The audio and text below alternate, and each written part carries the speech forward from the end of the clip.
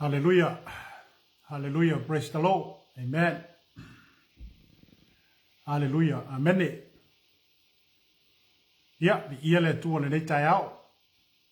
I le se fuamnuia ma le langi mama. Ia e me se fo i o le nei tai au mātango fie. Ua to e fo ina ma to e mai e le tua e le se fuam lo tātou wola. Tai au nei e whaatalo whātu i le pa ia ma le mamalu le tātou tonu. Ia me se fo i o paanga i o wo fo i mai masani lungo le tātou porkalame. Ia po lungo le tātou wala ata neua whaingo ina o le TV Kirisiano. Nei la tai au e whaatalo whātu ai lau porkalame le rei tai au. Ma loa fua i lau o maua i le lofa maleanga le lei whaasoa le atua i lo soifua ma se tātou wola. Whaftai le loto i le atua. Whaftai e ai o tātou loto mo tātou ia e le li. Ono re tau singa ma le alofa o le atua i ati oema. Ua mawhai ai ona toi taita ina mai alo soifua. Ao se ola fo i toi whao poko. Ona o le maalosi whafo wina ma le maalosi foa e mai e le atua. Ia wā lava whi au mga nuenga pe ona tutofi ei tātou. E watu fo i le wha malo fo i nisio por kalame sa mua atu le ne fo i tai au. Pe ona malu tai au. Ia e me se fo i o le fato a mai atu nei ia le por kalame o le ai mainu. Ma le sunga i whawhengenga, le sunga i a fiu. Ia, malo sa ili, malo ta pena, malo fato toa. Ina ia whape nao na tātou whalawa i telepele malo, ma le fina ngalo le tua e peo na tātou iai. Awa e awa ana tātou taulongolongo wale upu le fiong pa ia le tua. E tupu le taulongolongo ila, ile upu le tua. E tātou te taulongolongo la le upu le tua. O telefo i mea tātou te whaalongo i mea lo vevesi le larolangi ma nei o le po. Ia e pewa taula i titisi na tātou whaalongo le upu le tua. Au i la fionga le tua, lota oto atoa ai, ia le tau alumanga, ma le tau ungo le seifua, ma le olo le tangata. Ina ia tātou ngalulue, ma ia tātou savavali, ma ia tātou vava ai, po o a mea o lo fina ngalo ai le tua. Ia o maua lo seifua, ma lo wola o tātou wola ina le laulangi le nei.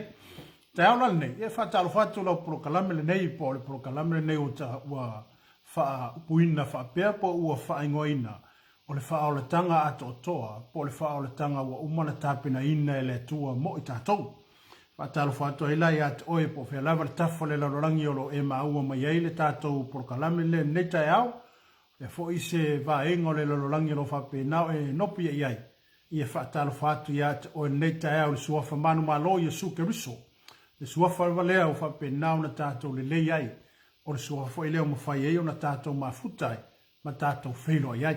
Ele ia whatalo whatu lau por kalame le netai au. Ia maofo le whatu malo le whatotoa, malo le savalinga, whaftai fo i lo loto tele, ia mese fo i o le wala awa le tua. Ua tutofi nai tātou, au tātou ngā lulu e ai i le laulangi le nei. Ia manato le a tātou, manafo i le tua se talo tātou fo i maile e ona whanga solo leo le tātou por kalame le netai au. Tama, mātou whaftai lau a fio le netai au. Ala whai mai lau whanau o mātou whiala mai i loa lofa ma lofa maoni. Sa e leo, sa e pui, sa e manutia i mātou. So se vaengo lo mātou wola sa mātou iei sa e le tū la fwa ina i mātou lo mātou tua. Ao le neita e ao le tua ua māloa fua i lawa o maua i lo wanga le lei lo mātou tamai. Na wai o na mātou whapea e o fo i atu lava le vi inga i atu oe. O le wha manu ma le wha aftai o le wha netanga i atu oe le tua. Awa ana le se noa oe na ia te mātou, se manu mātou te lea o lia mai le neitai au. Au le inga lea ma le wha manu o le wha aftai o le wha netanga. Se o mātou tuina atu ia te o se o mātou sulai, o oe lava o le tua o e alofa ma e alofa fua mai ia te mātou. Mātou wala au ia te oe ngā upa ia, wheta lai oe le neitai au. A mātou tala no ina le tua e ala le wha alotanga na e saunia. Le tongi ola e tasi e afe na e saunia mo le lalorangi. O le mafua anga le wa lai ona mātou wola ma mātou taunu umai le neitai au le mātou tua. O iatu le viinga ia te oelo mātou tamai. Ono lo suafa keriso o mātou wole mo mātou wala au tuai. Amene, amene. Ia, o fo mai o le tātou porkalame le tātou te iai o le wha o le tanga ato toa. Ia po le wha o le tanga wa umana tāpena ina e le tua mo tātou. O te manato fo ino e sisila e lunga le tātou le tātou TV na wala tu e le wha tala ino le tātou por kalame le nei. O le wha fesuia inga mamana. po le fesuia inga na faia e ke riso I lungo le sa tau mo I tātou. O le fesuia inga lea na fesuia ina ia Yesu I tātou. Ina wa tātou anga sala mo tātou wha le tonu. Na ia ilan fesuia inga mamana lea na whaatino ina Yesu e ara ilona maniu. Amene. O le fesuia inga mamana po le divine exchange. O se mea fo ile le fesuia e sui. E a watu a wapewa e vease o le ase mea wa e mana e a velisi tangata. Ai mai se mea, mai se si, o le ase mea mai velisi tangata ia te oe. Ina ia fai e le rua fesuia inga lea. E whapena umala le mata upu le la tātou whasoa I le tai au le nei. I le fesuia ina e le atua. Po le fesuia ina Yesu o tātou tangata mo tātou tūlanga sa tātou iai. Ai ina ua fio mai o I o le ato toa. O ia o Yesu ke riso. Na ia fio mai ina ia fai le fesuia inga mamana lea. Amene. Ina ia au mai o I le lei. Ai fesuia ina Yesu. Ina ia tauleanga ina o ia. Ina ia taulele ina I tātou. Amene. Ina ia whaapolonga ina o ia. Ai ia whaasaloto ina I tātou. Aleluia. Ia whaamatewa ina o ia. Ai ia whaatamau ainga ina I tātou. O le fesuia inga mamana la le na. Po le isi na vaenga o le whaoletanga na tāpena ina e Yesu ke wiso. Mo oe maau le tangata ngasana. Amen. Ile lua la kon nitom ta upo e lima. Lua kon nitom ta upo e lima le whai pelusum le tas. Lo ied whai tau whapea le apostolo polo tono le kale si kon nito. Amen. Whai mele whai pelusum le tas o le lua kon nitom ta upo e lima. Al whai upo e lua sum le tas le whapea mai. Awa o ia na le ilo le ang sala. Na whaia le e ia ma ang sala. O le suio I tātou. Ina ia avea I tātou maami o tonu a le atua ia te ia. Amene. Toi whafonga le leia I le maulea. Amene. O le whewhasu, o le whaa whesuia inga mamana. Ta divine exchange. O le tusi le pe ona avatu tae aulene. I le lua kon nitom ta upe lima le whai pe lusu mantas. O lo whape mai le apostolo Paulo e tono le ka le sie kon nito. Amene. Awa o ia na leiloa le anga sala. E leiloa Yesu se anga sala. Ma e lei foi se anga sala e lungo le alo le tuo. Ai foi mai foi upu le I. Awa o ia na leiloa le anga sala. Na whaia lea e ia ma anga sala. E leiloa la Yesu se anga sala. Ai ua whai o ia ma anga sala. Ina ia. Whai la le ina ia fesu iai. Fesu iai oe. Fesu iai au. Fesu iai tātou. Ma le alo le tuo. Amen. Aleluia. Pela sa o le fai unga le fai upu lea. A wā o ia na le ilo le angsala. Na whaia le e ia ma angsala. O le sui o I tātou. Amen. O ia na suia I tātou. O ia na le ai se angsala. E le ilo e ia se angsala. A ua whai e su ma angsala. Amen. Ina ia. Ua whai e su ma angsala. Na whai le o ia ma angsala. O le suio I tātou, ina ia avea I tātou maami o tonu, a le atua ia te ia. Amen. Wa avea la Yesu e whaile fesuia inga lea o I tātou ma le atua, ina ia whaanga sala ina Yesu, ina ia tauami o tonu ina I tātou I lumo le atua, e ala I lea sala I lena ave Yesu. E ala I o tātou ang sala. A sila maila le atua ia te I tātou ia tātou ang sala. Wa le sila maila le atua ia te I tātou le temina whātau nui nai. E fina ngalo le atua e ala I le whaalatanga. A ua sila le atua I lungo lona alo. Matau ni le temina na ia Yesu I lungo le satau. Amene. Ina wa whasataro ina Yesu, wala ngona Yesu, ona tinga. Le mea tonu ale alena alanga Yesu ma ia whape atu. Lo ta mai, ai sa ele meo e tu la fo I mai ai atia. Aleluia, ai sea. Ona wa sila mai le atua I lungo lonalo. Ua makua I kele ma ua whaula I le anga sala I lungo Yesu. O le mea nana alanga Yesu lona tama. Peise I wa tu la fo I ele atua lona tali ai sea. O le mabafa o le anga sala le kau ave. Amene. O tātou whaale tonu mo tātou leanga na whae e umai lungo lea o Yesu. Ai alu mai e lungo le sātau. Peila o le fim o le tātou mta upu le tai au le nei. le fa pe mai ai ia le tātou mata upurta ya le ne fa ipolusu martasi le lua ko nitom ta upelima alo na fa ipolusu martasi le fa pe mai ai haleluia wa o ia na le ilo le ang sala na faia le e ia ma sala o le suyo i tātou ina ia avea i tātou ma ami o tomu haleluia wa ta wa ami o tomu ina ngai tātou po wa ta wa nga ina i tātou ona ole ami o tonu wa ke riso le wa fa e lungwa ya te tātou a sila mai la le tua ya tātou ang sala wa le sila mai le ang sala ai sila mai le ami o tonu wa ke riso fair le wa ngofo lungwa ka ko amen o le wa tau ave Yesu o tātou fale tonu o le wa tau ave Yesu o tātou amio o le wa tau ave Yesu le fesuia inga mamana amen le fesuia inga mamana le na faia ke riso le o mafai ai ona tātou saufanga o le o mafai ai ona whaamanga loina i tātou o le o mafai ai ona toi maola tātou le lei ma le tua aleluia ale fai mele upo e peru o tātou sa vava mao na mua a ua whaalata ina mai ile toto aleluia ma ngai e o fesilia ale sunga ya fiu le ai mainu le fai kai au o le sila vaenga o le o whaingo taulanga i tono Israelu. Amene. E iei oki e mai ona tatalo le iei rungo leo whai taulanga. O ngā kuli lore oki le alu le vau. E alu maa sala le ngu. O le mea lai mate ai le oti. La ala ua make a koe ale oki maa sala. Mataulia. E le mawhai lai le mangu lea. O ngā ave e se inga ngā sala. Pe le mawhai fo i le toto manu i nao na po. O na ave se ina le sala le tangata. Ua ngā o se whailonga, ua ngā o se mea, e ufi ufi. Ua na o le toto manu e ufi ufi ai, ai le mawhai o na ave se ina ai le sala se vanga naua ma saa le toto o le tangata. Au le mafua anga fo ina na lai o na whaile fasuia inga mamana lea. Aleluia. Ina ia fio maike riso, ma ia whaia le lavea i mole lalonangi. Amen. Aleluia. O le moni la, o le ala le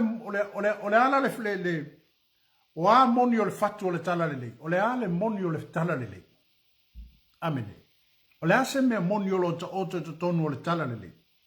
O le kaka e o le fako o le kaka. Amen. Aleluia. Amen. E le ai. Fai mai.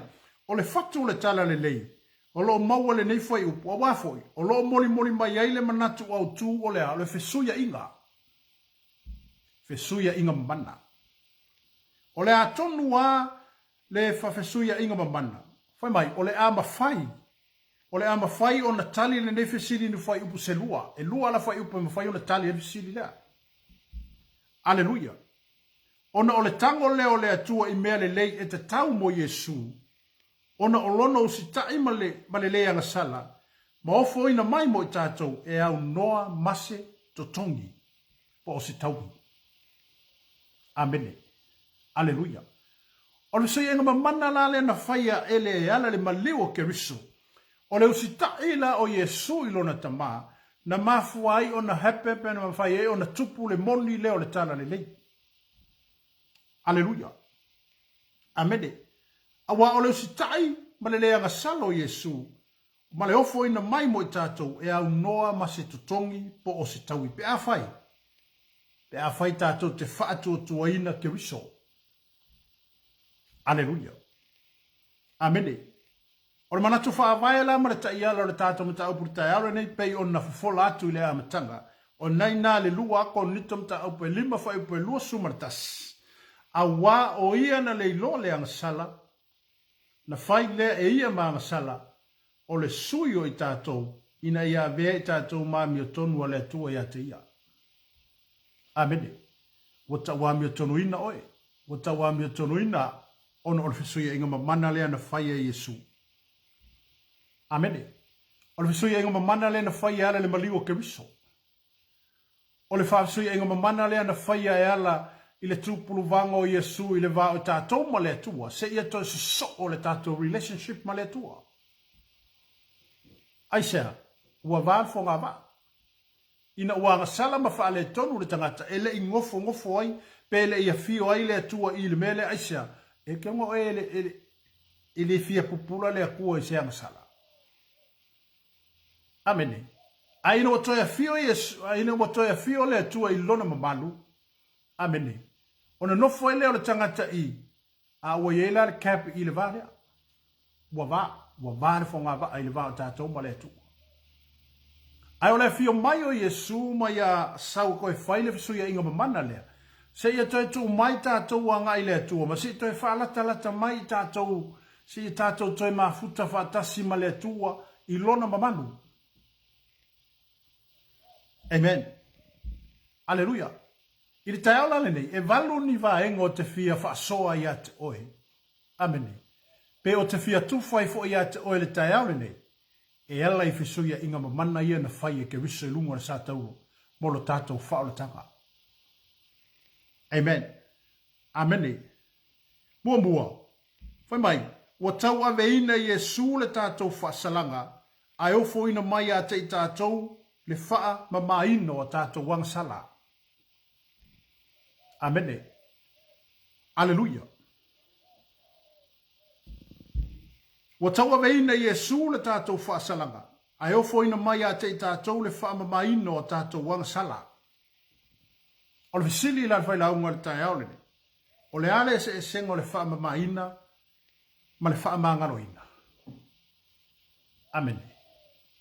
O le ale se e sengo le whaamamaina ma le whaamangaloina. O le whaamangaloina a foi fa mangalo ina tato se tas amene ona fa ngalo le ia o me se sa tato faia amen alleluia fa mangalo ina alleluia e fa mangalo a foi fa mangalo ina tato se tas ona fa ngalo le o se me o le ase me se nga e faia dis o la foi se me se ser tanga tan faia e te fa mangalo ina e wi lisla fa mangalo pa Amene. Alleluia. Tātou te whamangalo iei. O atu a inga o ame o au mai. O a foi whainga i ate oe ma le tala le lei. O a foi mea lo whapena ona. Amen. E te whamangalo iei. E te whamangalo i mea se seo la tau whaia po antu inga se seo whaia tātou ma oe. O tātou uma. E te whamangalo. Alleluia. A o le whamamaina. Fai mai, a fai e wha mamata a tau ang sana, so se mea e ono mana tua aile me se se ua faia, ua matua tafi e se alava, o le wha mamaina na. Amene, le wha mamaina ua wha mama, i o foi lou lawa po lou maota, amene, e mo umia fo le wha mama, ia po mea foi sa e tau samie, e mo umia le wha mama aisia, ona o le tūlanga o le tangata ia matutono o lona ainga ma le matawhai i olo whaia. E mana umia lea, le wha mama. Le wha penala se ata leta o watu ia te tātou tai aulene. Alleluia. O le wha mama ina. A whai e wha mama tātou anga sala. So se mea e ono mana tua aile me se o whaia. Ua matua tafi e se ina. O le wha mama ina la lea e ale le maliwa ke miso. O le tātou whaamamaina lea e ala i le soifua ofo ina mai. E pei o le aunga ma le whaamoimoe o le tātou ma tā upu le tai aule nei. O le whesuia inga mamana. Ai ai ase isi mea sili atu i tu tonu le tala lelei. O le fatu lea o le tala lelei. O le soifua ofo ina mai o ke wiso mo tātou. Amen. Wa ana le eise e malinga le toto. E le eise whaamangaro ina. Ana le whaamalingi ina le toto ke wiso. E le whaamangalo inga mai le whaamamaina fo i tātou. Manu e whape nei ale tātou te o ai lalo whai tauranga. E ave ale maa moe al tangata pe ave fo ilanga oki whai e ilanga sala. Alleluia. Ona o nao na po o se ata i tu al whenga inga fōu a le o whaatau nuu i lumo al whenga inga tuai. Amen. A wao na po i al whenga inga tuai. A whapea e anga sala le tangata. O ngā waku leo ka ngaka malanga mangu, po langa mamoe, po langa oki, po langa povi fo.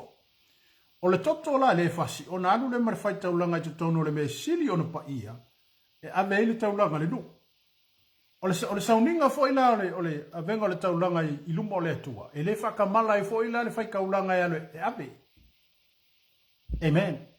E makua I ka penga le leile fai kaulanga ia faa uinga la kaula I le fai kaulanga ma ia faa pa ia inga le olanga le fai kaulanga. Ma foisia ona o le ala nga ia tututonu le mea siri ona pa ia e ave ele taulanga o le anga sala le nuu ilumba o le atua. A anu le fai taulanga ia nga fai le olonga ofu fai le olonga fusipa e la malongo ia kau ia ukafa e lua o nga ngongo ai le o mai ai lua. Amene. A uru fale la fai kaulanga I kong matauli o le whakali aku le ngu I fafo. E tapua ia le alu le fai taulanga I avelea. E avele taulanga le sala le nuu iluma o le tua I koko I o mangu. O mai ala I e lua. E umia ala e kua I o. Amene. I le nuu le whakali aku le alu le fai taulanga. O le ngala o longo I e. Ina ia whaalongo atu tangata o le nuu le whakali le fai kaulanga le alu e fai. O lae ka kangi mai longo lae alu le fai kaulanga ko kongi o e whanongo ea. O lae ola le fai kaulanga. Amene. Aleluia. Ona e paia tele le mea le alu I le fai taulanga. O le mea sili ona paia. Maka ulia fo ele whale whakawhai. O le mea e paia ma le mea sili ona paia. E kolu vaenga o le whale whatafa. Amene. E alu le fai taulanga e tonu le mea sili ona paia. E ave ile anga sala le ngupe anu ma koko I o mangu. Wa uma ona whaama maina. Ina ia ave ele taulanga moa sala le nuu iluma o le atua. A whaalonga kula le ngu le whakale aku whafo le fai taulanga le alu kongwe ave le taulanga le ngu. O lae whaalonga ko lae kangi mai longo ia e mau iau kawha I o le surunga titi o le whai kaulanga. Ai lone o lae o le whai kaulanga. Ai a whaalonga ko le ngu o le koe kilingi longo ia. O le au ngālanga o mai ia, ea, e koso mai ia, whafosia ka ko whai kaulanga o la uoki ko kongi o. E makau kia kele, e makuapa ia kele mei naun po. Amene. Ai pe wo mai ona pone, pe foi lele ua. Pe ua whaifa mea masani eisi tangata mo me ole alo avele taulanga I le tua. Pe ua le ma mafa tele iai po ua le mangaku ma mafa ia esia. Ia I ona wha pe ua maliu ke miso. Le wha au le tanga lea.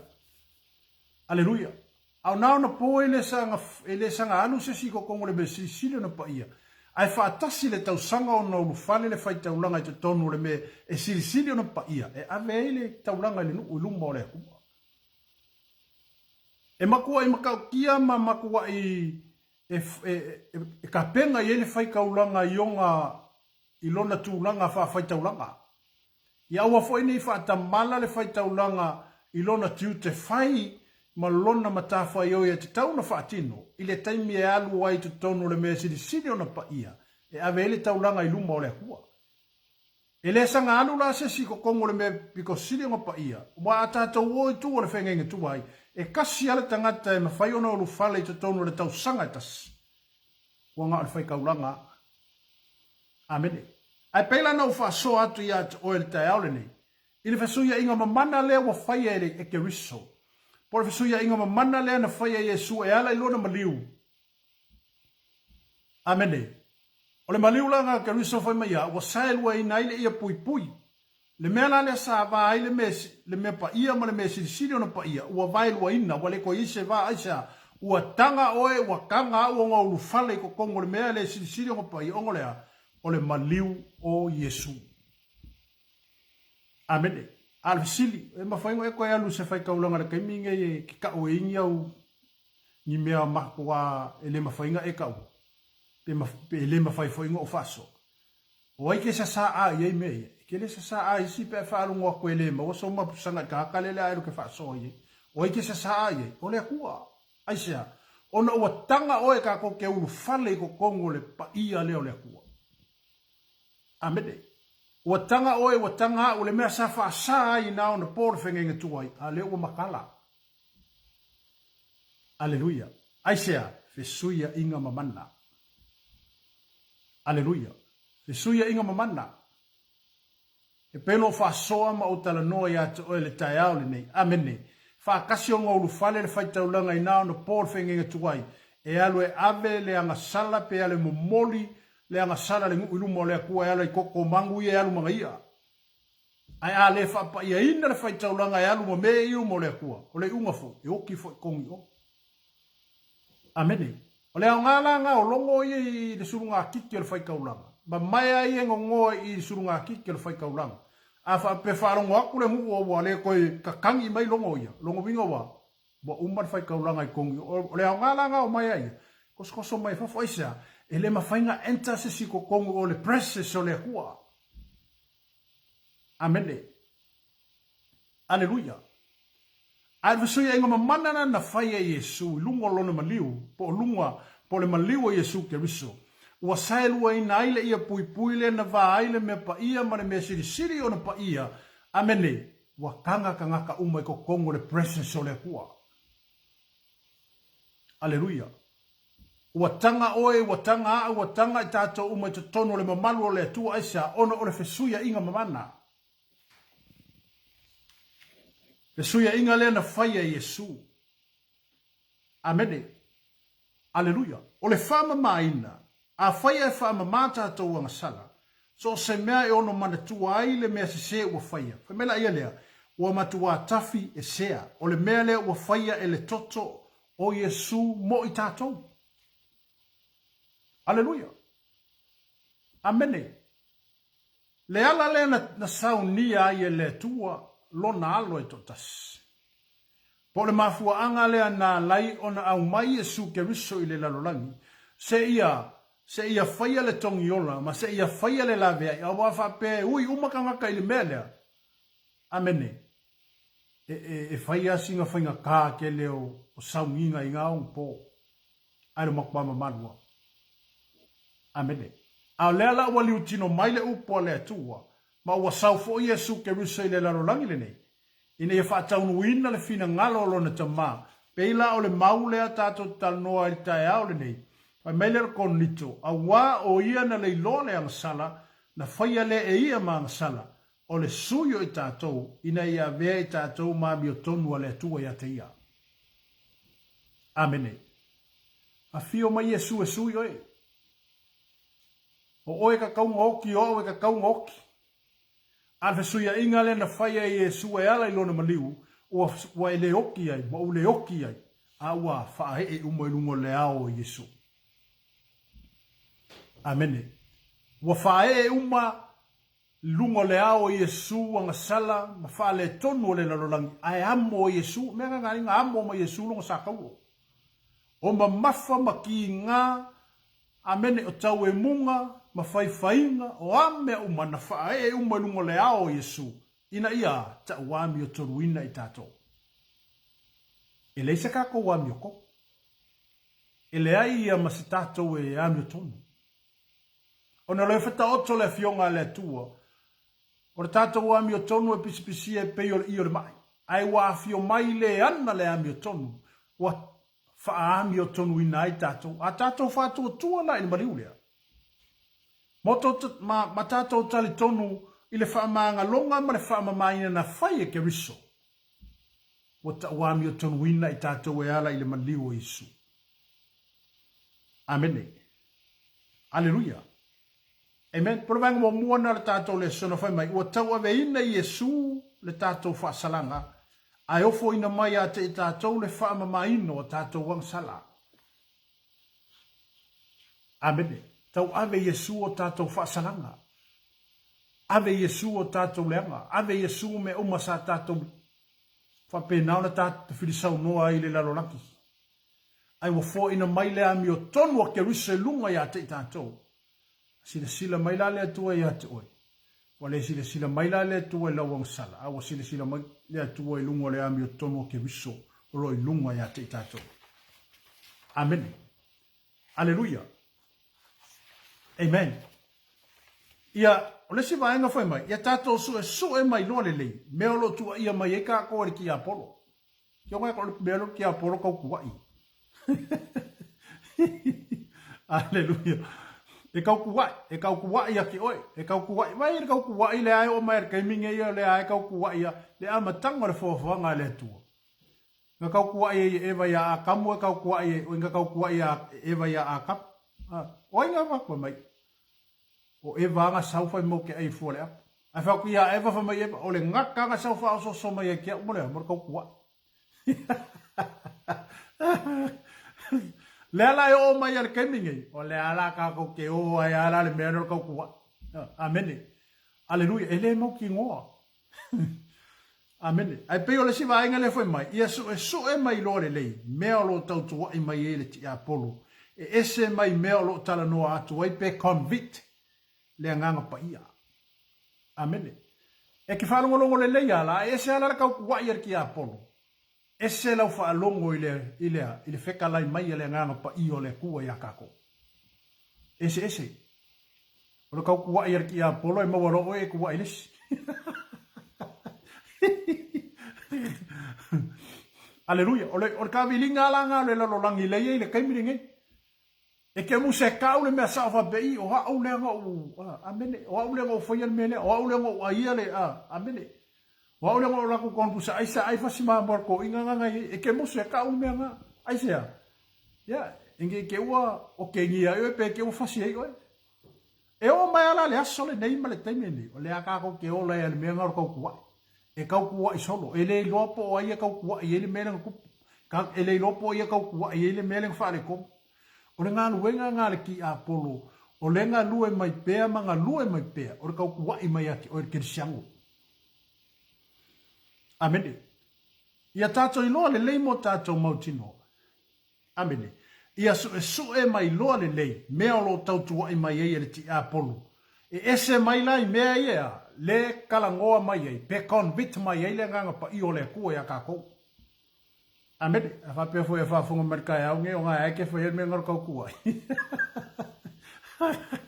Ali ia ka lele ia ngā rofa, pata rofa atu, amene, sa kau kua, a e loa inga o oenga e whaia mea lea, kau sao, ke ngore mea ngai whiwhia i lea kua lea, kau kala i lea mio kou. Amene, tau tala li mea sao. Amene, aleluia. Ia, a foi sunga le fatonu sunga ya Mike, ma se foi sunga ya Tito luaiva le wai lunga le tato por kalami. Ia manisi le tato ainga to tele au o le mau atu neta au marof, fatasi mai, aftai foi a wai man tato por kalami. Ia le tau longo ai upo le tua. Ia mo tato ngalu lue tu samar fina ngalo ma le taleni. Ia me se foi o me alofa fa me alofa ina foi ia tato le nei vai tau ma le nei vai taimi. Tau sunga fa finga Tito, ia le li mo por kalami matungo fie. Tai. Haleluia. Ale tato ia ele vaenga lea. O lesi lea ngā luenga keller ki Apollo le whaia ka kou lau langingi. Or kau kuai. Ki ngā ngai loa ele oe a kau kuai ia oe. Ai ki ngā whaia e loa oe a ngā whaia ke ngofu ai ke le pisa. Amene. Haleluia. Ki ngā ngai whalongo lai su ele. Le kupe silo makua sai lunga le lau po fese mea nganga le kupe silo makua la ke valungo ko langa fonga ala wa e fakanga le pisa mai aleluia ma fakanga le ango ai ala ma ko ma fanga le lau ka le kupe silo makua la so na fisili melo ya ki oi po ala wa e ka ku e ke le no ale no la ma ko ngo fole le se lau ka la silo makua lau ka amen ke wa isi va enga na ale ki Apollo le sau e kau kuai mai kako. Amene. E se la marenga lue mai ale nganga pa i o le tue a kako. Ia e loa le leire se senga o leo i e lua. Amene. Ongo le leo le ki Apollo. E makua sau e atek o e mawha malosi o e whaia le me se mane me le whakaupi. A e whanongo longo le leire whita lai mai o le nganga pa i o le tue a ke kako. E au mai se leo malu. E le fosia oe. Amene. Aleluia. Ele fata wana wina oe. Ai kukumali e mai a fe kalai le nganga pa i o le koea i loroko. Amen. Aleluia. Fai mai. O le ti Apollo o ia leo lo molia le au fatu tua. O lo tau ma fai mai ai ina iai se la ngona fa sala ia te i tātou. Ia tātou wa masala ua uma o na fa amangalo ina. Kia ngā le siwa inga le ki Apollo le fai. Amen. Luas furufai ku lao le aso.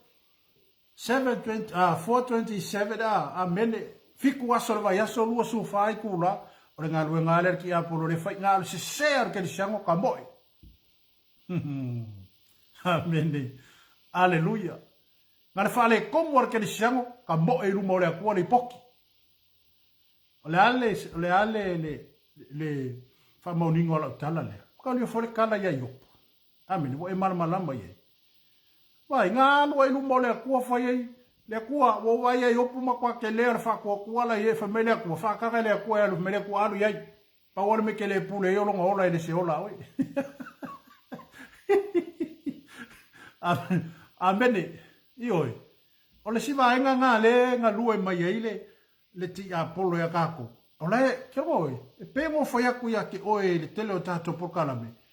O mea i o ki Apollo maganga leanga, e le marolo, 24/7, amene. Aleluia. Lua su whai ku la o le vai aso. E ngā lue ai e whai sifi la. Amene.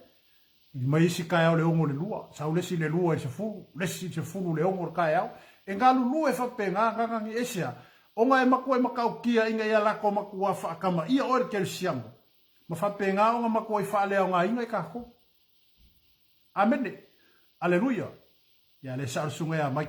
Ia e kolu ongo rufu wha. Ia e mea umanga wanga ui me furisunga whaatonu. Ai vi ia le tua. Aleluia. Amene. O leo tato iai lea. Fesuia inga mamana.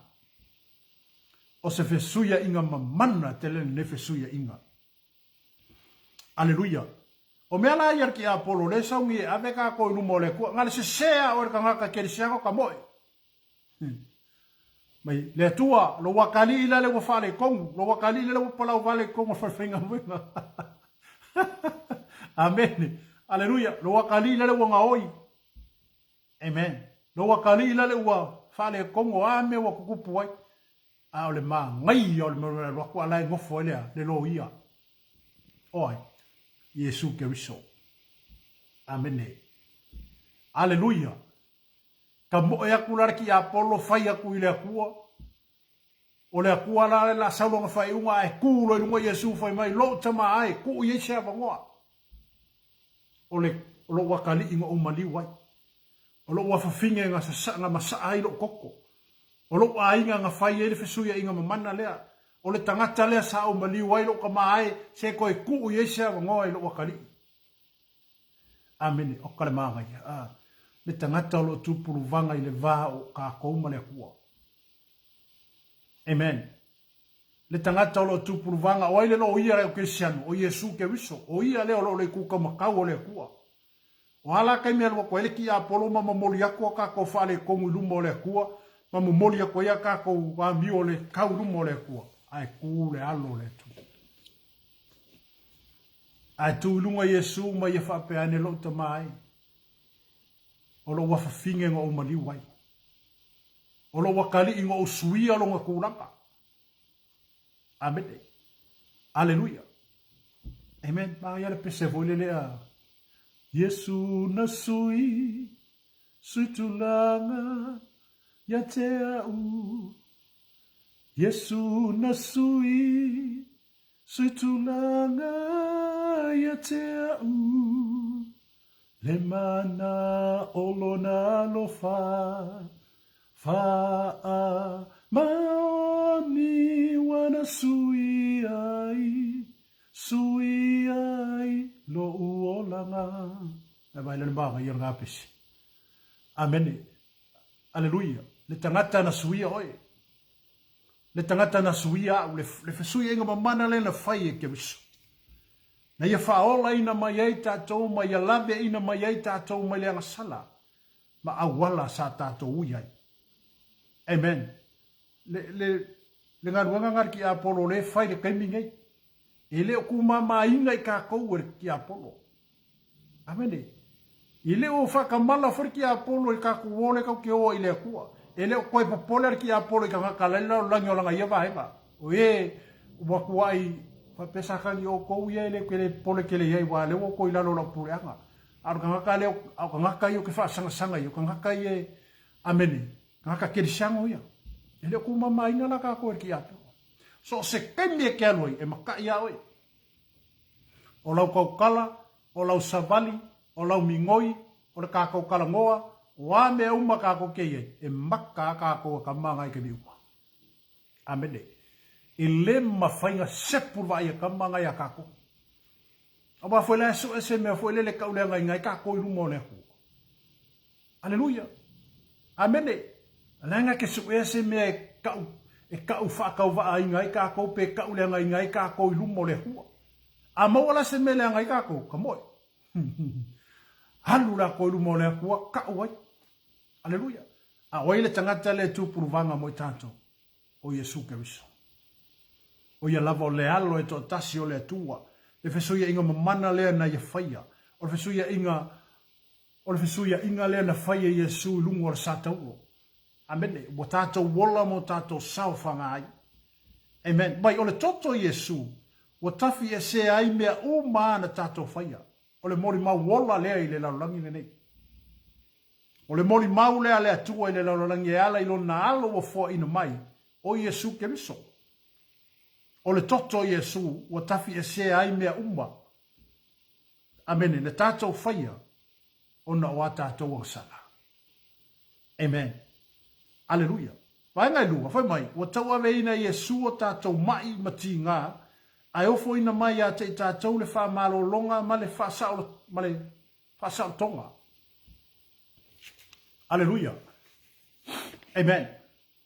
O le sile vaenga tā ua le tātou ta upu tai aulene. Amen. Wa tau ave ina Yesu o tātou mai mati ngā, ai ofo ina mai a te tātou le wha malo longa, ma le soifua mharolo ina. Amen. Aleluia. Amen. O mea le anga na o ia Yesu, o mea le anga na o ia Yesu, o mai, o kako mai nga whae e umalunga i, o kako ki nganga kau ave keriso, o ame uma sa kako savavali, so le mea nganga lenga mamafakur sa kaulo Yesu. O ainga mamafai sa kaulo Yesu, o a uresi. Amene. Aleluia. O oelesi. Amene. O kako uma. Nga mako i mafakia ai mama mafara sa kaulo Yesu. Onga o kako wanga salama mea uma. O kako wafaa uma lungo leao ke riso. Ai alu ma Yesu ke mea nga lenga alu Yesu ma kaupa u. Halu ma kaupa u. Kifa solo esea. O maku wa ma mafaku. Amen. Fai fola Yesu ma kako. Aleluia. Ki ngā sinka mai kala foi lele po se kala e whai ako ia ke oi. Se a kor kausanga ke le. E ke ngingiva ia makua i mamafaku i lo mafawau. Abene, singa ia la ka mai fasfai upu ngā waku ia ke oi makako. Ale ngi ole a makua e a moa kua ia le. Ai fikala ia i le sa i le anga ia to Yesu. I le taimi me whaatau nui nā ilo na whaasātau roina. Ngā whai ngōwhie. E lei whai ngōwhie. A wale wai whaafonga matai aure nei. Ua tau ave ina Yesu a tātou mai matinga. Ai ofo ina mai a te tātou le wha marolonga mara. Mara soifua marolo inga le rei. O le alo mai ngai ei. A le kalo i lea kua wha marolo. Amene.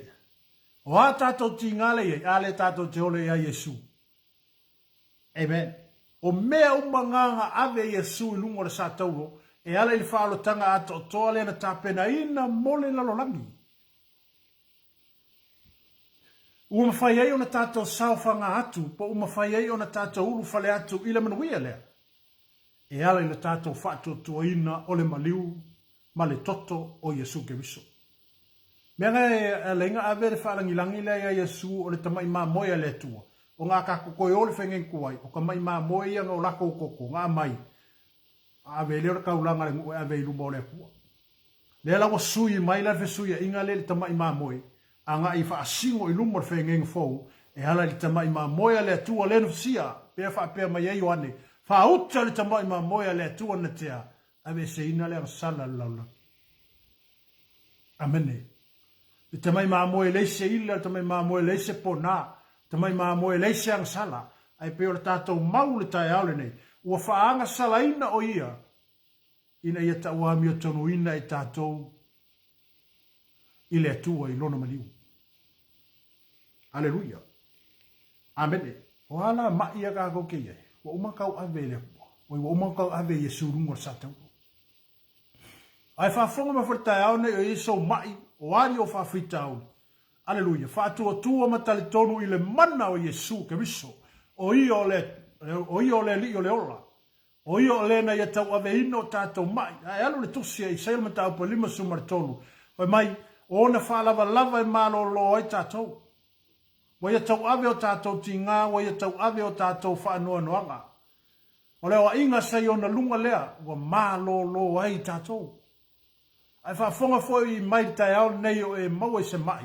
te talo i le atua i eina wha malo longo, pa iatu wha malo longa le atua i atu oe, i le suafo Yesu Keriso, o te wha pea tuai, in the name of Jesus, le suafo lo iele paua, le suafo lo iele mana, o te wha pea tuai, le suafo Yesu kulai ma ave lo moenga wai savat, wai malo lo, wai ola i lea, tuku lo wha tuanga i le atua, ele oa, ele ole o whainga nueva, amene, awai, wha tua, le suafa lea, suafa lea na wha pea mai ai, pe teru mai wane, ina o atu lumo le malu i matango fia ngufo mai eri pipili. Amen. Whātonga pipili mo se me ola ai. A whamela tale pe teru. Leise aura po se a rio ia te maua. A le mea ia te maua ma te avatu ia te oe kulai. Ma e savali. I le suafo Yesu le Nasareta. Amen. E lea se si mea alofa e siri aku la. O le suafo Yesu e whaola i ngai kako. O le suafo Yesu e whamarolo i nai lo mai. Awangi wharu fe sasi lo mafau. Amene. O ngore tele foi o ka koupe ka ko ke o le whamarolo ngai pe yen mea ngar kau masasalo. Amene. Na iai ale masalo. E iai ale masasalo resi tangata. Ke ngore mea ngai le hepe ne whamarolo ngai le kua. Amene. O le mea ngai le kali ei le kua i le mai si. O le mea ngai le whafonga ai le kua ngole. E ke alu malo loko wha loko lua. Kako ke o ile akua mo kako loko masal salo. Ale mo ni maule fionga le tua ia ia kopo foi mai nei manatu se tangata masal salo. Na ke maua se mea mai le li. E pei o pea o sami fela fora foi no vai le sami. Aore ke me malu o ke va como kwa sua ua. Ele ai ma se pea o langa. Ai nga so ke va ko sa ule ngalu la kiki le ngalu feo lolo mo le ngalu la po. E fa tu sala la ia ile loto tangata pea masal salo le loko. A kako wofo ila i rumo le atua, si ile mai peta ato te ave se mana onga i le atua. Amene, kako ki kufa kasi, prayer of agreement.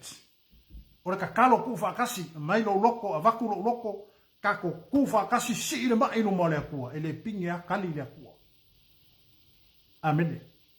Aleluia. Aya kako wo ese o kako loko, kako ke fio ka kalo le ise me sa, ese anga ese lo loko. Amene, ese umo kako loko. Ai akako unity. Pior fa kalinga fo ele le afio ifo le nga pa ia lungo la fe o pikono mo. Amene ele ai se se la songa au ese so la ko kafi. So la ko manga ke ngore me fo le nga lenga pa ese le ko le si ko se la valu se furu le nga ye. Awa nga faile kala Yesu ele ia fio le lania ko alima se lau ka fa longo ye. Le ma fa pe Yesu i wo ko ku mai Yesu nga ye woki. Fa ko lo Yesu ka ngaka ye lima sela o Jerusalem fa kali ele fio mai ole ngang pa ia ele nga ole so nga fa kala ye Yesu ma o uma ayo ile so inga wa ka ngupo wa fio mai le manga ole ngang pa ia lungo le fe o pikono ko e lua ko se lau lua se furu ka ngaka le ko ye a fele si ko se lau mongu bolia masarsalo halu au kango halu fai longo fasili, halu fa loko lua. Ngi mangaku ala se kanga ka fa pe nga so manga. Na ke maua se mea mai le ri. Amen. O afo i ma yolo e maua. O le afo i nara tātou por kalame nei iwa i aso lua tal no fo yate oi le whaolatanga. Po le whaolatanga ato toa ale le maliu ke miso. E le si mea tātou te mapu iai. E pe fo i ne whaasoa yate oi i le tele o tātou por kalame. O a mai o le tino. O a mai o lo whape nao ne whaave e tātou. O te whape atu i atu o e tātou si mai i le tua. Amene. Ave i le tua o tātou mai. O i o le tua le fo mai. Maka uli e le kupo i sala elu. Ngā alu si i mai mbiwe ngā su e mai i le singu. Amene. Ai ngā wheka laila le kua i a Isaia. Ale whawhika ia i le kupu ngā. Mai whai e. Po ua le ai e se atua i a Israelu. O le aha alu e fua e su e se si fua mai a veilonga mai. Ma e whai ai, o le kaungunga longa mai, e le maa rosi, ai oki, o le almenga kupu. Nga kaungunga wale upunga le kua ka whai perfecta. Whapena fwoi la tātou. O le tātou te taulangi le tua, o le tātou te whaatua tua ina ke riso. Amene, o ala mai te tupu ia te tātou. O angi mai boe whalongo aku kau ave ia lobola. Alu i le kua. Kako e si mai le kua. Amene, o le mea whainga ngā leina tō tā mai le tua le nuo Israel. Inga wala ko su e fo fa kaulaiku. Ave fai pele, ave kusivili. Alaya lala le atua o le atua o Israelu. Ka kaunga wala au i le akua o i o le atua o le wha malo longa. O i o le atua o le wha sautonga. E pelonga i reka komita au puri tai au le ne. Mai, o tau ave Yesu o tātou mai mati ngā. Ai ofo ina mai a te tātou le wha malo longa malea. Ma le wha sautonga ma le soifua malo lo ingo lo soifua mo lo kako wola. Alea se mai ele ola ngā o le akua mai ele ola.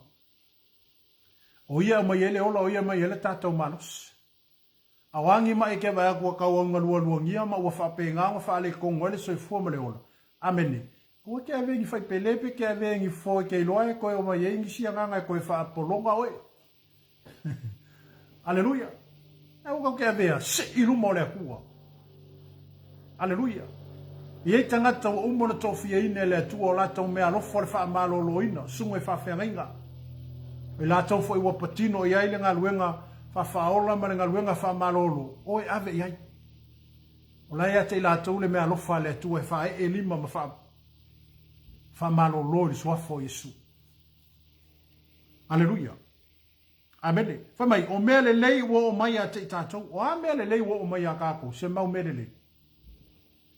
Kele o mele leiwa whaia ele akua mo i kako e ana na meliu o Keriso. Amene. O mele leo lea, o le wha malolonga, o le wha saurokoga, o le saifua malolo ingo o oe. Amene. O mea ia wa whaia ele atua. Aleluia. Wha mai, e fina ngalo le atua ina i tātou savavali i le saifua malolo ina le lei a toa malea, ma le wha malolonga. Amene. O mea nai mana o ele atua. Ia tātou savavali ia te ia tātou wala watu ia te ia. O na fua ina mai lea lea tua ia ke kā koulea. Ele ngā kar wha malolonga. Ia al wha o konga o kā koe ale meo lo tātou mawhati ai le soifuanga le nei. Mani se wani whamai, o winga ai o lea tua po le nā tura leo lea tua. O le wha malolo ina leo tangata. Tātou te le tau whesilingia la ma tāwhai o ia lea tua po le matātā lea tua. Ono o le whina ngalo leo lea tua lo nofo mai ia po alala mai ia. E mana o lea tua ia e malolo. Ia mana o lea tua ia o malolo. Aleluia. O Yesu o le wha malolonga. O Yesu o ia lava le wha malolonga. Amene. Yehova Rafa. Aleluia. Aleluia. Yehova Rafa. O lea tua o le wha malolonga ia te tātou. O Yesu o i o le wha malolonga ia te tātou. Amen. Maengalo le tolo le tātou mta upu tai au ne. Whai mai, o tau aveina Yesu a tātou ang sala, ai ofo ina mai a te tātou la nāmi o tonu, pe ia tātou mta upu le tātou tala noa e male au tū. Amen. Aleluia. Ile lua konita mta upu e lima whai pelusu martasi me mai, a wā o ia na lei loa le ang sala, na whaia lea e ia maanga sala, o le suyo i tātou, ina ia vea tātou mami o tonu a lea tua ia te ia. Aleluia. Amene. Mai ua tau ave ina Yesu a tātou ang sala, ai ofo ina mai a te tātou lana ami o tonu. E peilao na tātou tala noa i tua le whengenga tuai. Amen. O mai, iaso e tongi ola ina ia nga sala le whengenga tuai. E lua la mo meo oki e au mai. E lua ka mai oki e au mai nga i le whaitauraka. Aleluia. Amen. Mai olisi oki e fasi mate ma au mai lona toto e whai e tauraka. Peilang o whai aku ai ke mia i kua whengen kuai a nga sala le tangata i e sawala ma au mai langa oki po langa mamboe. Amen. O le toto la o manu ia. Ia e alula ma le whaitauranga i te tonu le mea sirisiri o na pa ia. Ia on whai e leo le tauranga le anga sala le nui lumo o le tua e whakasi kausaka. Amene, o le oki mua la nga, a o lesi oki longa lua, whai mai, o lesi o te ta ua le tongi ola, po le escape code. Amene. Aleluia, o le oki la lea pe onga maa ua mai le kai au fo i le porkalam me le sunga ia whengenge afi. Amene. O lesi la manu lea whape na le oti lea, e ka kalo la i le whai kaulanga i lunga le oki lea, mako uma ia nga sala i sala e. O nga sala uma ala lea, le ufa e uma lunga le oki lea, o nga kuli lola le oki lea alu ko nga vau. O le mea la e laku le oki make e. Ia, ngā fuwala koe ale oki maa nga sala umare. Amen. Hallelujah. Amen. Ai pe ona fa watu se tatou tal no fo ta aule ne. Ele o mafaila ele okile o nga ave ese inga ai pe fa mama inga ai nga sala. Awa nga o se me ufi ai fa pe na fo le toto manu. Awa e te tau ona malingi le toto le tangata. Pe te tau ona malingi le toto le tangata le fai le taulanga. Ina ia fa manga lo ina le na langi. Le la fai mai le tosia e pelu. E pelu e se fulu. Le sa wale fa punga fa pea. Le fa pea e su lo tama. Lo tama e fai se tino mo wa o te alu atu e fa tau nu lo fina ngalo. O le mana onga la na o Yesu na ave lo tama. Amen. Ina ua whawai atu Yesu, e leo malia le loko, pe leo malia le fina ngalo longa ka maa, i kaulanga i e vaku i koko ma. Ua ngā o se koko e ufi ai, ai le mawhai o na wha ma pe wha mangalo i nai e masala. Aleluia. Atu maila le whengenga phone. Amen. Aleluia. O le mele na tupu i lungo le sātau. Le whengenga phone fai. Le taimine o le whengenga phone ina umaliu ke riso. Fa mele le whai upule sawa i. O le isi o tia ta ua o le tongiola, amene, e wha e limo o le whaitaulanga sili lunga le otilea, ma tu watu i ona lunga le anga sala uma le nuku a toa o Israelu. O na tai atu lea ma wha sola atu i le vau i le me mate ai o ia. Vai lai. Aleluia. Ingo le oki le alu maa sala le ngu. O le mea lai laku le oki e make ai le oki. Ia. Ma laku e amanga sala le ngu. Ai lei mawhai o na ave e seina ai le anga sala le nuku mai mea. Ai pe o le mea le na lai o na toe fina ngalo le atua. Ma toe tō ma natu le li. Ka kaunga sui seisi fe suia inga. Fe suia inga mamana la lea. Leo e ai nei mo tātou. Amene. Mo tātou fia ai. Fe suia inga mamana le na whai e le e Yesu. Amen. Aleluia. Fa pe o mala le mena fai e Yesu lungo le satau. Mai o le mele na tupu lungo le satau. Na fai e le tua ya Yesu. E avea ma nga sala mo i tātou. Mai na faa e uma atu e le tua le anga sala le larolangi i lunga o lona atali.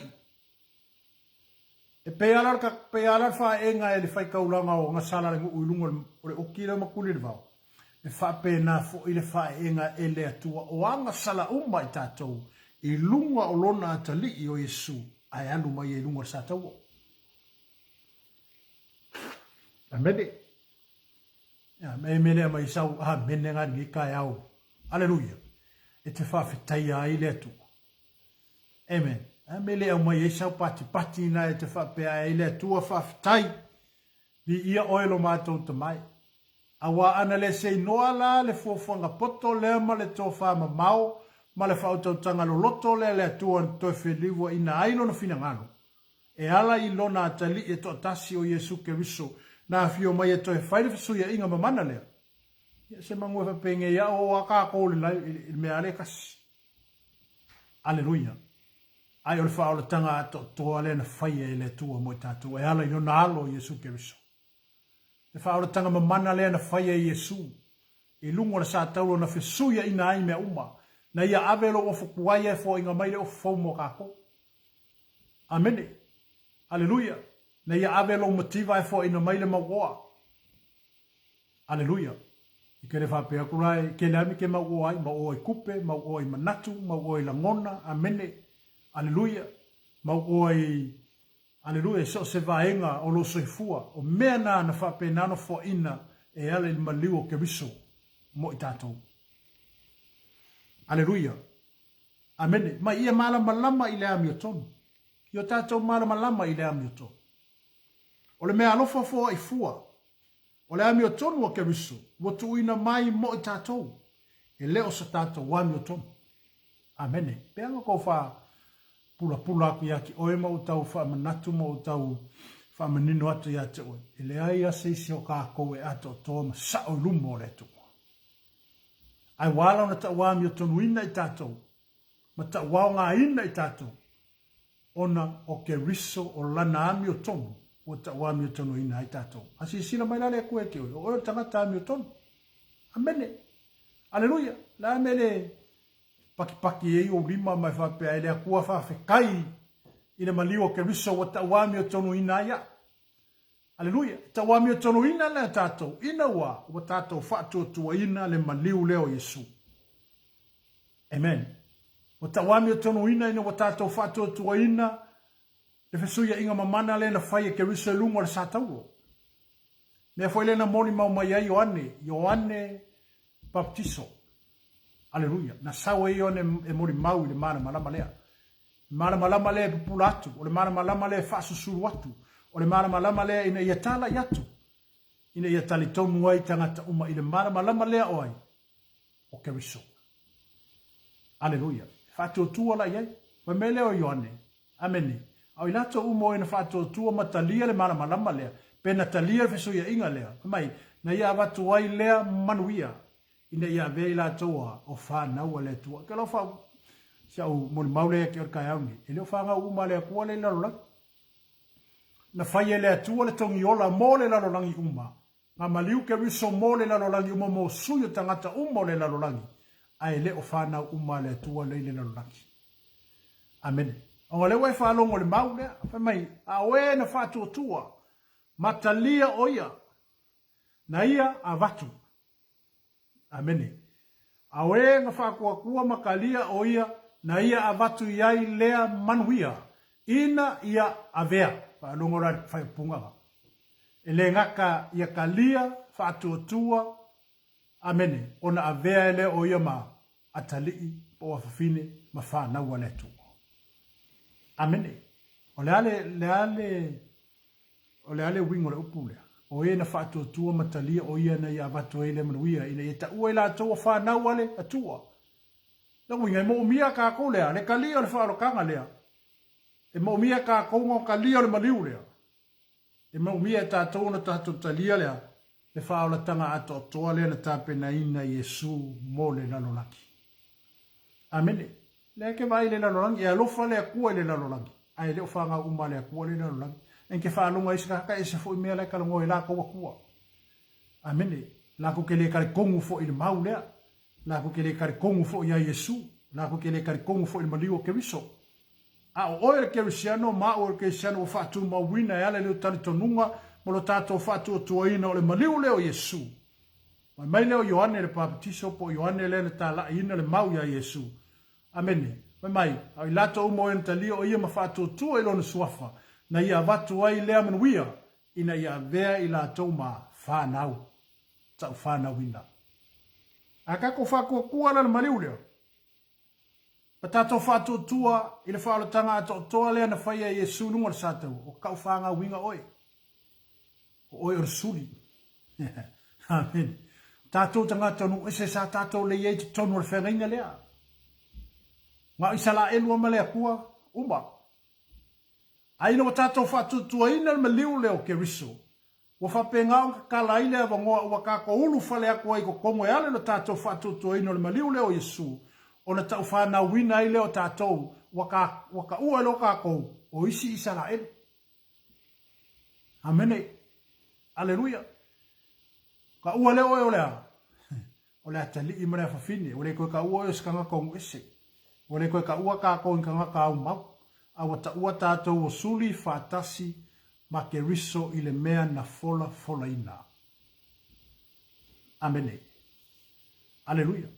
E aona tātou whātutua mo tātou talia Yesu. E aona tātou whātutua mo tātou talia ina o ia. Amene. Ona le paua leo le ala i le langi tātou te oa i le langi. A kako le enta inga le whai koko alea. Kako ke leu whale. Oiga whekalai, e leises, e leo se pero whekanga whekalai. E leo se whaiwhi au whai mai. E leo se kerisiamo whaipengang whai mai. A oiga whekalai, o Yesu, whai mai Yesu. O ia, o le ala, o pumoni, maleola. E lea lua tu lava se tasi di tama. Pe ale uila i whai kokoa lea. O i whai kokoa, o Yesu. Amene. O Yesu, o i o le whai tutoa. Pe ang o koe whamalosi foi atu o iniso tātou porukalami. E le mawhainga sauru ka ngaka lea sau mai whafoka kala mai ro whai kokoa. Aleluia. Whai kokoa ro whale. Oe ka kala. Oe. Oa. Amene. E sauna tangata lei whafoku i kui. E kui mai le fai ko pe mo so nga vango e sa wai pele e ya ke oe lale e ya ke oe lale fai kalia pe ya ke oe le mere I lo fai kalia e ka kala ai ma le ka kala inga e fa pena fo I se ngani ale tua ya ka ko a me se lo to fo le fionga le tua e le tu se fa linga tolu fai po lusfu o lo fa pe ma Yesu o te tu le fai to ama ku yaku le fa lo alo yo Yesu ya ka ko o le fa lo alo yo le nganga pa ia ya ka ko e le sa wale nganga pa ia furu sa mai e sau ya oe e sau fa ngoi mai pe mo so nga va mo ka ko Aleluia. Amen. Me foi nga lenga fa lo le ku ya ka ko o ka ko filifilinga. Amen. E ku mai ele ku le va ngo ya ka ko ke filifili ai. Ele fosia fo ele nga pa ia lo filifilinga. O lau filifilinga e pakingo ya ke o lau filifilinga e pakingo ya ke. Ai filifili ala ka kala foi koko e ke kakala ai filifili foi ke ka ngwa loka mau foi koko e ke loka mau e ke le manga ka kala ai no fa penale un ya Yesu o lo tu le fai to o tato loto le nga pa ia le fo ina to e pawale personale tu ale la langi nei te o le nga pa ia o le ala ku ale le Yesu le fai koko ma ku I fai mai ta tala mai lo fai to o te fia u fale atu o te fia tali sua fa tasima oe. O le manga o le nganga pa ia e fia shema oe. Le mana o le nganga pa ia e fia kalangoa nga ia makako. O le mana o nganga pa ia se kalangoa ma se fa soa ma se saa mai mea le sau ma le nganga pa ia kako ke manguia ai. Aleluia. Amen. Amen. O fisui enga mamana ia na fai ele maliu o ke wiso. Amen. O fisui inga ia na fai lunga o le maliu o Yesu. Ele ngata ina ia malama lama I tatou I le ami o tonu. A o le mea lofa fo I fua mai. A o le ami o tonu o ke wiso. Ua tu uina mai lea mo I tatou. Amen. Le ami o tonu o ke wiso ngā wai lunga ia ke oe. O le ami o tono ke wiso le wai lunga ya kia. O le ami o tono ke wiso le wai lunga ya te tanto. Te tongi ola ma le avea I ma le fesuia inga mamana. Na whaia Yesu e ala I lona mariu. Amen. Aleluia. Wai mai, le si vaenga whai mai. E le aima se taime sili atu waila wa ami o tono nai lo le taime nei. Aleluia. Le si kaimi. Leisi si ke mi kako ke sa ili e le tua e ala le ami o tonu le tua. Po le ala le ami o tonu ke visu. Lea o tanto wa ami o tonu ai. Amen. Aleluia. Le fesuia inga mamana le na fai e Yesu. Le fesuia inga mamana le na tau ave Yesu. Le fesuia inga le na fai e Yesu e ala luna maliu. Na ia momoli ai oe ma ia momoli ai au luma o lona tama ina ia tawami o tonu ina I tātou. Aleluia. O tinga, mo tinga, o maftianga, mo maftianga, o mai, mo mai, na tau ave Yesu I lunga o sa tau. Na ia koe a inga leo o lunga o sa tau. Aisea, ma mafa. Ma mafa ku. Amene. E ma mafa. Aleluia. E fa pena fo le tato savalinga ma le tato tau fitulinga. Lo tato tau ave ina pea le fua. O le malo le tua. Al fa malosi ma le ungani al tato por kalame le tae ni. Awa te fa vai vai. Amene. O alu I tau o le soifuanga ma le tato savalinga. E foi te me fa au I e tato e le tua I mea whaingata. Aleluia. Ina ia tofo ino lo tato whaatua tua po tu mau. Amene. Awa leise taua. E leise man malo. E le fusi whai inga. Taua la ia ini mea kofo e kako e lea kua. Lesi mea lea. E le whao soso ina I tato e lea tua. O le whao soso ki apono. Ai o le tofo ino lo tato whaatua tua. O le tofo na e mai lea tua. Ea, e testai oe.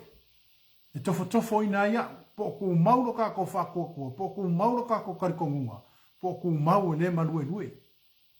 Amene.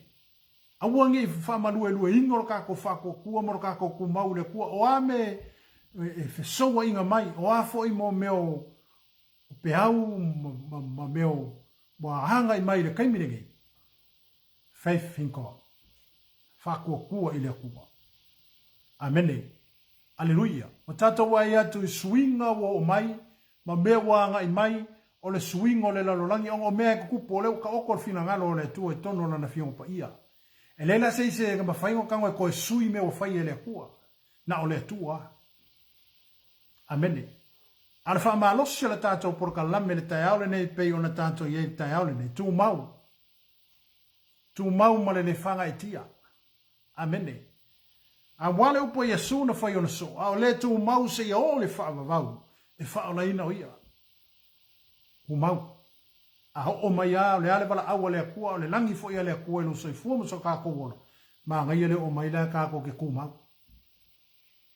Mai amu ia le matai, amu ia le au auna, amu ia le au auna. Mala au mai no matai aro fa pe ona fai. O le fe au moli, ma le ngā wenga u fo ina le tua ia te oe matatou. Tātou te whaatino ina, tātou te whaua le mau. Tātou te whaua le maliwa ke riso. Tātou te whaua le mori mau. Tātou whaua le tala inga le malo le tua e whaava vau. O mawai atu au ngā tupulanga. Mawai atu Yesu, mawai atu ona usoo, mawai atu leo profeta. A waila o ta oto meile ngā nuenga. O oe, a. Amene. O kākou. Kako ke mo mori inga le fe au. Mare ngā ruenga. Na mafua ai ona a fio mai Yesu e whaile fe suia inga mamana. Na mafua ai ona tua Yesu lona mamanu. Mafua ai ona tua Yesu le awa angelu ma mea umene langi ai wa fio mai. Wa wha maulalo o ia wa vea o ia e peisi polonga. Wa vea ma polonga. Onga ya fia maua matangata lai polonga. Amene. Fia maua marikangaka lai vai. Fia mau morka ngaka lele ka waloa. Fia mau morka ngaka le fia mau se mapusanga ma se file mu. Ai ngā kua Yesu ele mangaku a Yesu lo ngā kulanga mamanu. Ka ko isi kaimea mau lo kulanga ngā pe wale fia saulano. Amen. Aleluia. Amen. Ma ele si au ngofo e lunga falu e lua e lunga singo foa ke ka ki sa fai. Ai fa fia le tangata lai fia mau singa fi so. Amene. Pa fere tangata laifi a maua singa mapusanga. Amen. Ale wakako ngofo ya irunga i wakako fale yango wakako kula foa i wakako le magaku yai. Aure ngā luenga tu pito na Yesu ngafai. Masawa Yesu alua ilaloa ili me mau maile ngaka o ngaka lai whakauwa. Amene. Aleluia.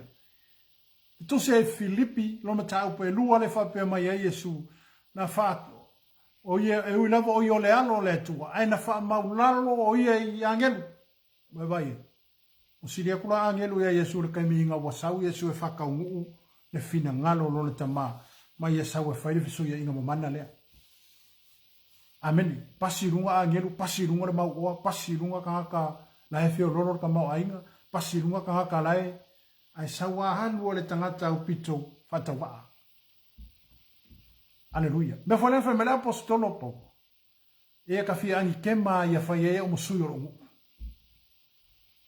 Amen. Ole ala tamo ai ngo Paulo ngai. Ole fo ilo na tulanga sai.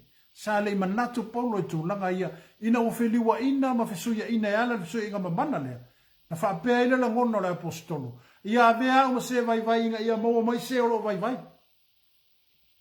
Amene. Whapena fo la se la ngona ma se manato le tātou por kalame. Ai mai se lunga o tātou o tangata o tangata kelu siano lai maka mai le larorangi. O le hale kako makafa yo ia kaumu whaaki. O le hale tātou ngā ruenga te tau ona momori atu. Le Yesu le tātou te tau o veina. E le whaia ngā ruenga whaola Yesu. E le whaia ina fo ile ngā ruenga ta la Yesu o ye le lalangi nei monso. Yo o le tangata vai ma le tangata le tau loa ma le tangata nga sala ma le tangata ua tūna fo ina. kanga sau Yesu alu ye amene o se fa taita inga le leifo ilea mo tātou leo ke visiano io tātou mana tua e oro vai vai te talo atu ina atu i le tua ia e whaola ina se nganga se oro fiola ma io tātou taita ina mai se oro fie pēna ona au mai tonu ar whaola tanga ma tātou se ina mai le tangata o le a kaumua kurefi avele upu whamalosi avele upu timai ma avele upu whafaola avele upu e ola i le nganga le tangata e wake avele upu e oki amen awan manungi le ola o toi le ola i le tangata alo fa malosi la i le tangata e malosi e tangata aya ku uere upu vai vai e a kiringa vai vai o le si ola amen aleluia le la tai au ma le tātou ma tā upu e pei ona whaasoa ato i ato o le tai au le ne o le whasui inga ma mana le nāna whai e ke viso le ai ase mea le i o iai le whaolotanga le whaolotanga ato toa lea le ai se vai panoa le lalolangi e le i o iai le toto ma le mana o le maliu o ke viso o leo ma whai e o na tātou wheala whani o le maliu leo Yesu ma whai e o na e tala no mai mo tala no atu ma tātou wheala whani mo tātou whaaso ai ona lea awa ana le e mwha marangi ina le toto e le ai se wha amangalo ina o le angasana amene e pe ono whaasoa ia te o le tai aule ne whai Yesu ma lima whaola ia te oe awa o le awa noa lea po le whai tutoa lea tātou te sauwhanga o mātou i le ola mana mruia o tapena ina e le atua mo i tātou aleluia ia o se tātou whaasoa na nei tai au tau ina ianga le leile atua i le tātou ainga ma futa mai le nei tai au mo le tuwelanga whaafitai tele tu samale awai mai le tātou porkalame ia me se fo ia o whaafonga mai ia mai mo mai le nei tai au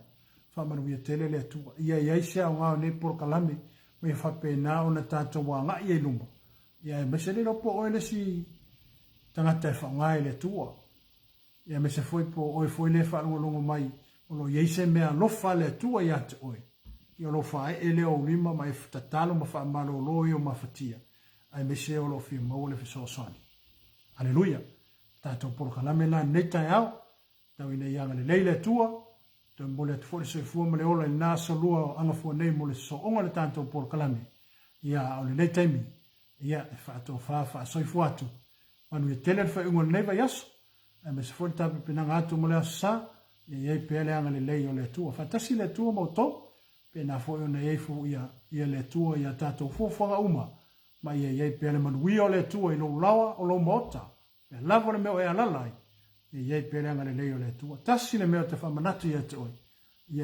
ia e matala matatalo amene taala matatalo ina nei o mai fa so songa ia te tato ele te fengo fia so nei amene o lo fa pena na fa lo i pele ali o le langi e pe se le onga tangi amen fa au fo le fiong pa ia le tu ia tato matala matatalo ele te mo no le fili o sau le fili lo no malos o sau le ti apolo lo no malos e fa mele per apostolo Ioane e siliato le malos ia le tonu ia te tato nei le lo fa lo wa ile la laki na o fieri yonga ai le se yonga pa wale le ona na o Yesu o le leona le tu aingo yuta o ia le o manu o tato manu ai Pamnuia le tuelo ainga neta au, te foi lo sunga CEO, po lo sunga fatonu, sunga pasta Mike Bretta, to sa foi male tato por kalame male nei aveno, fa manuia tele le tu lunga le tato TV Kelsiano, manu tele ina le neva yaso.